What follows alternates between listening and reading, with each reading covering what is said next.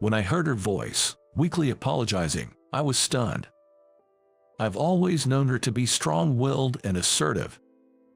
It was the first time I had ever heard her voice sound so fragile. Such a weak voice didn't suit her at all. That's why I decided to confront whoever was tormenting her. This incident would greatly change the dynamics between her and me. My name is James, a 28-year-old working as a nurse. Nowadays, my paycheck is steady, and I never have to worry about putting food on the table, but it wasn't always this way. My family was slightly well off, and I attended a prestigious middle and high school. Back then, I was a typical nerdy kid with glasses. I didn't have many friends, but I never felt lonely. But I did have a friend, or perhaps a rival. Her name was Catherine. I assumed she didn't like me because she was always tough with me, but it turned out that wasn't the case. Catherine was simply very competitive. You see, we always competed for the top spots in our grades. Since middle school, we had been in the same class. I thought she was just a classmate, but one day she declared, "You're my rival," so I guess that's what we were. Whenever Catherine lost to me in tests or rankings, she would get incredibly frustrated. She had tutors and even attended after-school programs, so she hated losing to someone like me, who did nothing special. All I did was study because, well, I had no friends and nothing else to do. At first, I found her confrontations annoying, but eventually, that feeling faded. Perhaps it was because I got to see her hard-working side. Catherine's father ran a successful business, and she admired him greatly. "I'll take over the company in the future." That is what she professed to those around her. And it wasn't just talk. She was genuinely dedicated to her studies and even played sports to build her physical stamina. She was also actively involved in student council and volunteering. Back then, I didn't have any particular dreams or goals. But watching her work tirelessly towards her dreams was truly inspiring. She had a strong personality, but it was a sign of confidence and was cool. Catherine had charisma, always surrounded by people. She might have been bossy or demanding towards me, her rival, but she was generally great with people and had an uncanny ability to read the room. The opposite of me, who has no friends. She had everything I lacked. That's probably why I was drawn to her, and thinking back, I probably had feelings for her. But then, a life-changing event happened. The company my dad worked for went bankrupt, and he lost his job. Devastated, my mom's health declined and she was hospitalized. Staying in an expensive private school was out of the question, so I had to drop out of high school. News about my father's company going under and my dropping out spread like wildfire throughout the school. Everyone started treating me like I was delicate. But it was Catherine, of all people, who reached out to me during those times. "Why are you quitting? What about college? You could take out student loans and continue your education." Of course, I had thought about that, but considering our current financial situation and my parents' emotional state, I felt it was hard to continue attending a private high school. I explained this to Catherine, but she glared at me with tears in her eyes. "You were my rival. Why, fine, I hate you anyway." The expression on Catherine's face when she yelled was more of sadness than anger. Being the smart girl Catherine was, I believe she understood my family's circumstances. Yet, she probably couldn't sort out her feelings. I couldn't shed a tear when my parents informed me about the company's bankruptcy, nor when I realized I couldn't continue in high school. I felt I had no choice but to accept it. That's why seeing her, who could express her emotions so freely, felt so refreshing. I eventually dropped out of high school and lost contact with Catherine. I worked part-time jobs to save up money. With my parents' encouragement, 2 years later, I took the entrance exam for another high school and started my high school life over.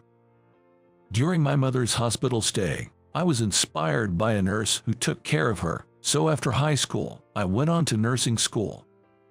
My second time in high school and my time in nursing school were financially tough for our family of 3, but we managed to pull through together. After I started working as a nurse, our financial situation gradually improved, and now both my parents and I live a stable life. Then, in my 4th year of working as a nurse, I ran into Catherine at the hospital. She came in as a patient. At first, I thought, could it be someone with the same name? But when I saw her lying in the hospital bed, it was undoubtedly Catherine, my former classmate. She always had a cute face since our student days, but she had grown even more beautiful as an adult. I thought she probably wouldn't be single for long with all the male attention she might be getting, but I kept that thought to myself. Upon seeing me, Catherine looked surprised, but quickly resumed her assertive expression. "It's been a while since you dropped out of high school, right? Giving up and settling for a life without a diploma. What a loser." Her provocative tone was oddly familiar, making me chuckle. It has been a while. It took me 2 years, but I did return to high school. Thanks to that, I even became a nurse. Upon hearing this, Catherine looked at my badge and smiled just a tad. However, she quickly reverted to her assertive demeanor. "Well, that's great for you. I mean, it doesn't concern me, but good for you, I guess." It seemed she had been genuinely worried about me after I dropped out of high school. I wish she could just admit her feelings. Seems like some things never change. She's still so tough with me, even now. After Catherine graduated from a prestigious university, she joined her father's company and has been working hard ever since. I was genuinely happy to learn she was still pursuing the dreams she talked about in high school. "It's impressive. You always said you'd take over your dad's company. You're really making it happen. Truly amazing." When I said this, Catherine turned her head down. "It's not that big a deal. I still have a long way to go. My dad, he doesn't really recognize my efforts." Her voice trembled, and I couldn't find any words to comfort her. Not wanting to dwell on the topic, I desperately tried to change the subject. Then, I remembered why I had visited her room in the first place. Would you mind if I took care of you while you're here?" She quickly looked up. "Take care. As your primary nurse, I want to help until you're discharged." Catherine bluntly responded, "Fine." But I knew that she was just playing coy. "Let's make this a good stay. If you need anything, just let me know." She replied softly, "Thanks." And so, the beautiful girl from my past became my patient. Catherine was admitted because of a severe stomach ulcer. If she had come to the hospital earlier, it might have been better, but in Catherine's case, even the doctors were shocked at how advanced her symptoms were. Knowing her, she might have prioritized her work and endure the pain. I hope she could at least have a stress-free stay in the hospital, but for some reason, she was incredibly demanding, but only towards me. "Hey, can you get me that shampoo from the gift shop? Could you grab me some magazines? I'd like them today," and so on. It felt like I was doing more personal errands than actual nursing tasks. Come to think of it, she would make such small demands back in high school too. I never imagined she'd still be this way as an adult. Feeling a bit overwhelmed, I discussed this with another nurse, expecting some understanding, but I got a surprising reply. "Huh, demanding? Catherine, I've never noticed that. Moreover, not just one but all the other nurses seem to feel the same way." A lot of Catherine's colleagues came to visit her at the hospital. I subtly asked them about Catherine's character at work, and everyone had nothing but praise for her. They said she's efficient at her job and communicates well with everyone, making the work environment smooth. This means Catherine's demanding behavior is directed only at me. Towards other nurses and people around, Catherine was courteous and had a good reputation. That's why I finally confronted Catherine about her behavior. Why aren't you this demanding with other nurses? What's wrong with me? It's not that. I don't dislike you or anything. For once, even Catherine looked demure. I left her room that day with the air heavy between us. But in the end, she never told me why she was only demanding with me. I think it is too much just because we were just classmates. But the next day, I started to regret a bit. Being hospitalized for so long and taking time off work must be tiring for Catherine. She might just want to be a bit demanding sometimes. I realized that I might have treated her more as a former classmate than a patient. As a nurse, I should first consider the patient's feelings. Thinking I should talk to Catherine again, I went to visit her in her room.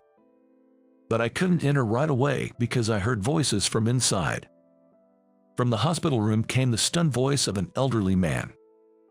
Being hospitalized for a stomach ulcer is an exaggeration. Don't tell me it's because of work stress. Pathetic. Taking time off. I'm really disappointed in you. Dad, Catherine's voice was so weak, I could hardly believe it was her. I guess leaving the company to a woman like you is impossible. You should have just stayed at home, learned to be a proper wife, and agreed to the arranged marriage I set up for you. That's probably all you're good for. From the conversation, the man seemed to be Catherine's father, but what he was saying was incredibly harsh. Ever since middle school and high school, Catherine had admired her father and worked hard to take over the company. From what I've heard from her colleagues, she has been continuously putting in the effort and is competent at her job. I wondered how her stomach ulcer got this bad, and maybe it has something to do with her father. Perhaps she overworked herself, trying to gain her father's approval. Come on, Catherine, stand up for yourself. I silently urged her in my heart, but my wishes weren't conveyed. All I heard was a soft, "I'm truly sorry," from Catherine. Her voice tightened my chest. Maybe it's my fault for giving you time and waiting. You've been a disappointment. Forget about work and the company. I'll arrange another match for you. To his words, Catherine's voice overlapped with tears. Please wait, I can still do it. I believe I can be of use. But her desperate plea went unheard. I clearly heard a heavy sigh from Catherine's father from outside the room. Sigh. Marrying into a beneficial business would be much more useful for the company. After saying just that, he left without lending an ear to Catherine's pleas. Nurses probably shouldn't get involved in the personal matters of patients and their families. But at that moment, as a friend, I couldn't just stand by and watch him walk away. Wait, please. Ever since she was a student, she's looked up to you and dreamt of taking over the company. She's continuously worked hard for it. Can't you at least recognize her efforts? Catherine's father looked at me perplexed. You're just a nurse, right? It's not your place to comment.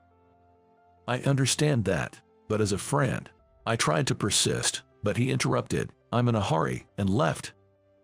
Without a hint of being moved by my words, he left with a cold expression. Back in the room, Catherine was crying. She covered her face with both hands, trying to hide her tears. I'm sorry, I shouldn't have said anything. I apologized like that. In her usual assertive tone, Catherine responded, You really shouldn't have, I'm fine. Then, I held out my right hand to her. Then, show me your hand right now. Huh? Hearing my words, Catherine became hesitant, covering the back of her hand with her other hand.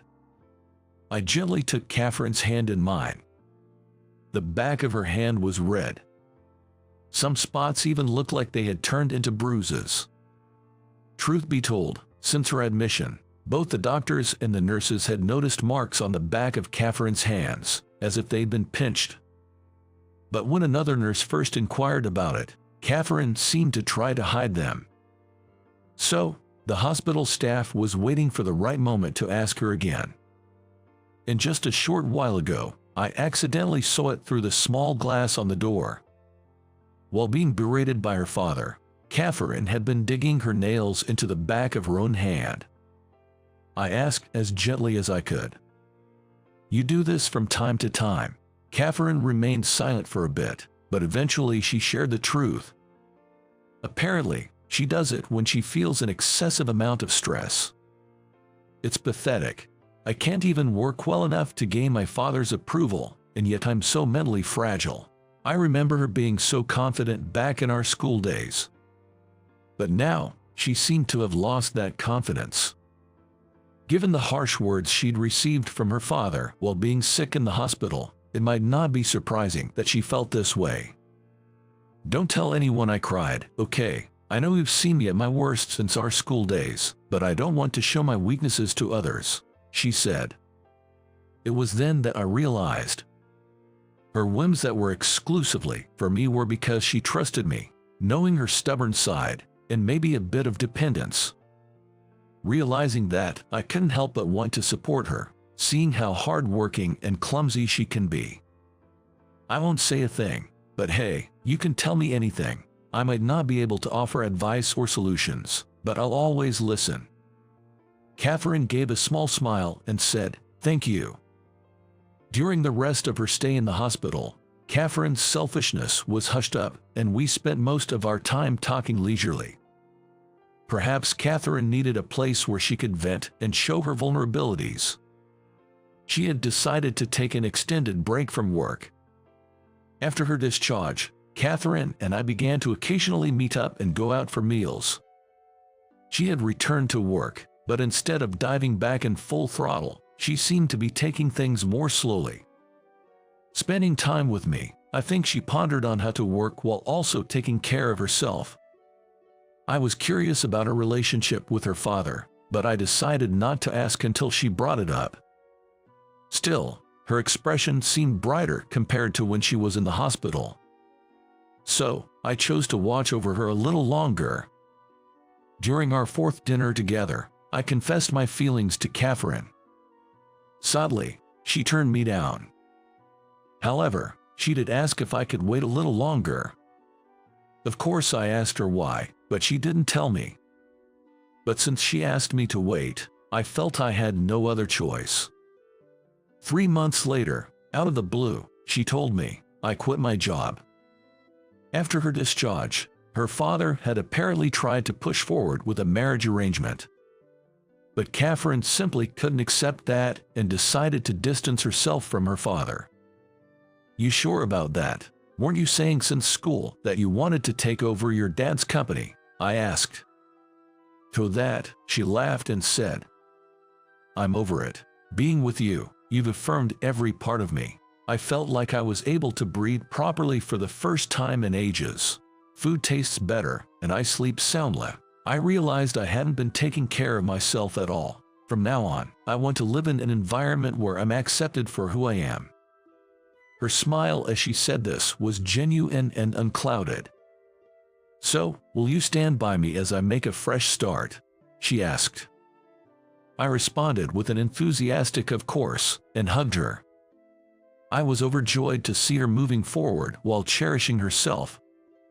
And so, our romantic relationship began. 2 years have passed since then, and Catherine is now working hard at a company different from her father's. I proposed to her recently, got the green light, and we plan to marry soon. After Catherine left her father's company, Catherine's father was apparently severely scolded by her mother.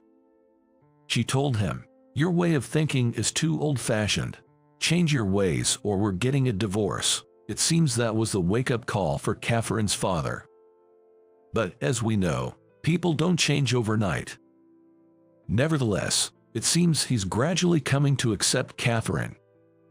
We managed to chat a bit when we visited him to formally announce our engagement.